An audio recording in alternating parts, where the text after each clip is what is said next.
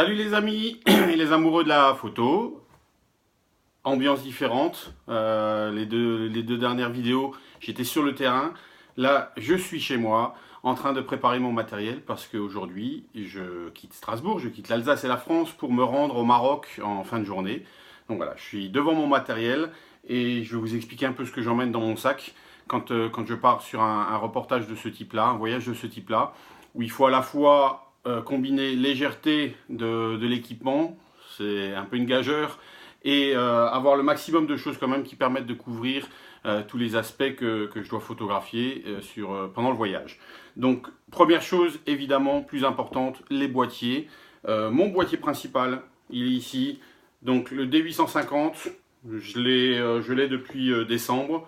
Ou début janvier. C'est un boîtier absolument fantastique de Nikon. C'est celui que j'appelle mon fidèle compagnon. Capteur important, plus de 40 mégapixels, des photos absolument hallucinantes en termes de détails. Et c'est vraiment le boîtier que j'utilise le plus. Là-dessus est monté mon objectif que j'utilisais l'autre jour en ville, donc un 24-70 f2.8. Très bon objectif qui permet de couvrir vraiment énormément de choses. Et l'essentiel des photos est fait avec ce boîtier. Ensuite, j'ai en boîtier de secours, vous me direz quel beau secours, un Nikon D5. C'était mon boîtier principal avant que j'acquière le D850. Et il me sert encore, par exemple, si je dois aller vite, si j'ai pas le temps de changer d'objectif, quand je suis vraiment sur le terrain, pas pour faire du paysage, mais vraiment du reportage. Et celui-ci, pour l'instant, a un 14-24 qui est monté dessus, donc très grand angle. Entre autres dans les endroits exigus ou alors pour faire des perspectives parce que ça a vraiment des fuyantes marquées et ça peut être un objectif très intéressant que j'utilise aussi régulièrement. Donc voilà, ça c'est mon boîtier de secours.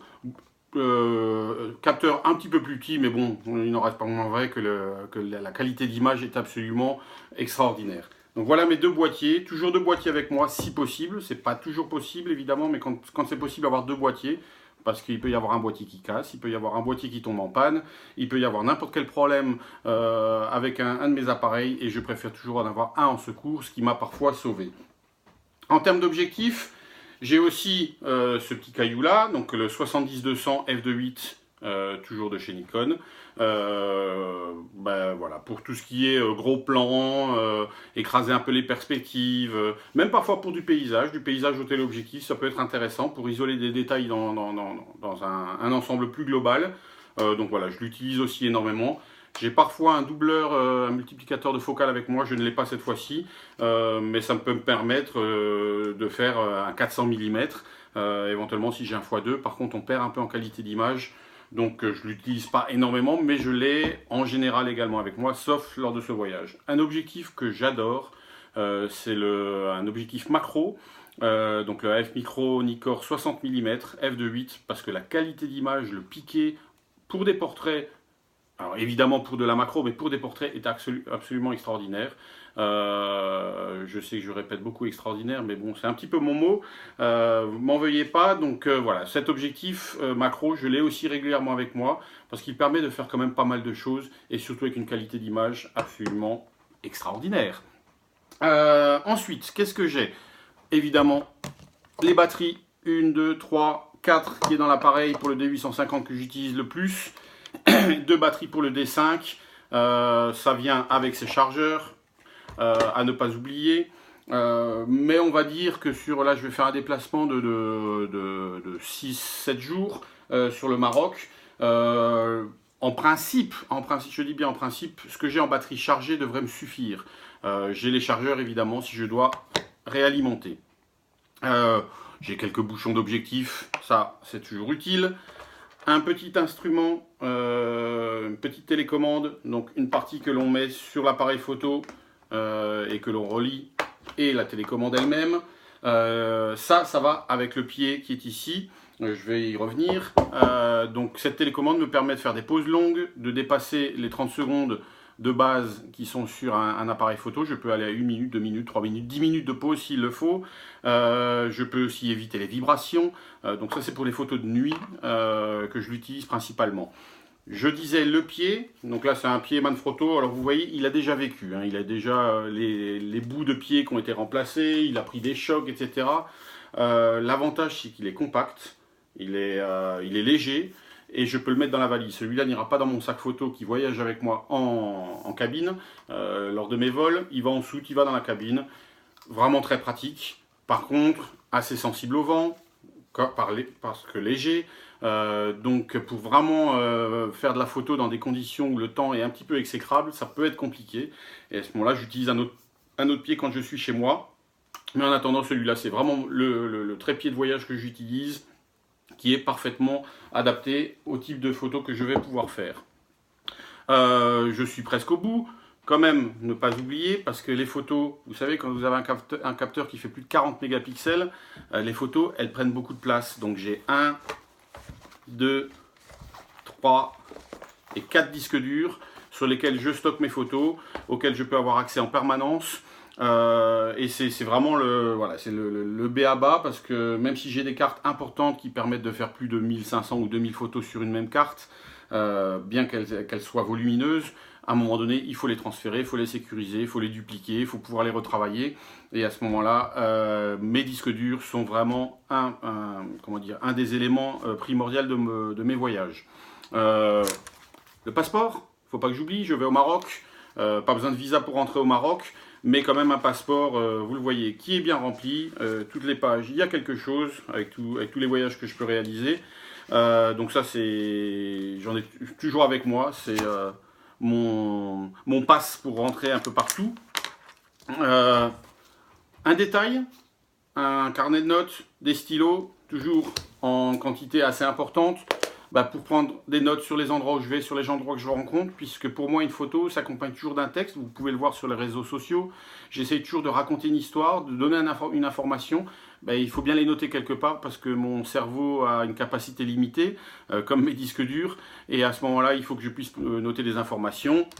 Un autre fidèle compagnon, j'en ai un ici, c'est celui-ci, l'ordinateur. Sans lui, je ne ferais pas grand-chose. C'est lui qui me permet de me connecter, évidemment, mais c'est lui aussi qui me permet de retoucher mes images, de les préparer, et ça, c'est vraiment important. Quelques derniers détails, les câbles d'ordinateur, j'ai parlé du chargeur de téléphone, les câbles, très importants pour pouvoir connecter mes disques durs, mon appareil photo, et voilà. Et dernier élément, le sac photo. Je vais y arriver en essayant d'éviter de faire tout tomber. Donc voilà, mon sac photo, petit, compact, qui passe en cabine, dans lequel j'arrive à rentrer tout ce que vous voyez ici. Je vais m'arrêter là. J'ai oublié un dernier petit instrument ou petit accessoire très utile pour mes photos de paysage, mes photos en pose longue, etc. Ce sont des filtres neutres que l'on visse sur le devant de l'objectif. Alors pas celui-ci, mais sur celui-ci, ici on le visse devant. Ça permet de, sans altérer les couleurs, l'exposition de la photo, d'augmenter le temps de pose. Et c'est entre autres très utile quand on veut faire des filets, par exemple sur des cascades. Si vous avez vu les photos que j'ai publiées il y a quelques jours sur cette rivière gelée dans les Vosges, ça a été fait grâce à un filtre neutre, de densité neutre. Parce que ça me permet de passer de 1 seconde de pause à 30 secondes de pause et d'avoir ces longs effets de filet que je trouve personnellement assez artistiques. Donc j'en ai un fixe ici, qui a une... alors je dis pas de bêtises, voilà, donc on a le diamètre, et ça permet de... Alors, bien entendu, c'est pas marqué dessus, mais il me semble, si je ne m'abuse, qu'on permet de réduire de 10 le facteur de lumière qui rentre dans l'appareil, donc par conséquent d'augmenter le temps de pause. Et j'en ai un ici qui est un peu plus complexe, où l'on peut régler la quantité de lumière qui rentre, et à ce moment-là, on peut, on peut passer de 2 fois le temps de pause à 10 fois le temps de pause. Je l'utilise moins parce que, pour être très honnête, il crée un peu des artefacts, des motifs sur l'image, parfois à certaines combinaisons que je ne trouve pas très jolies. Donc je l'ai au cas où, mais je l'utilise moins, j'utilise beaucoup plus l'autre qui me permet de gérer correctement ma lumière. Voilà, je pense que j'ai fait à peu près le tour de ce dont j'ai besoin quand je pars en voyage, comme je vais le faire donc, en fin d'après-midi pour le Maroc. Donc je vais faire un Strasbourg, Casablanca, Agadir. Je serai basé à Agadir pendant quelques jours.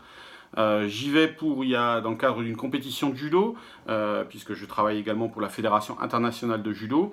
Donc j'y vais pour cette compétition de judo, mais j'aurai également l'occasion de faire du reportage et de faire des photos de paysages dans les environs d'Agadir. Photos que je vous invite à retrouver sur les réseaux sociaux, dans les jours à venir, sur ma page Facebook, donc Flash Artiste Inventeur d'images, et également sur mon compte Instagram, sur Messner Photographie, Messner M2SNER, photographie avec un Y à la fin comme en anglais.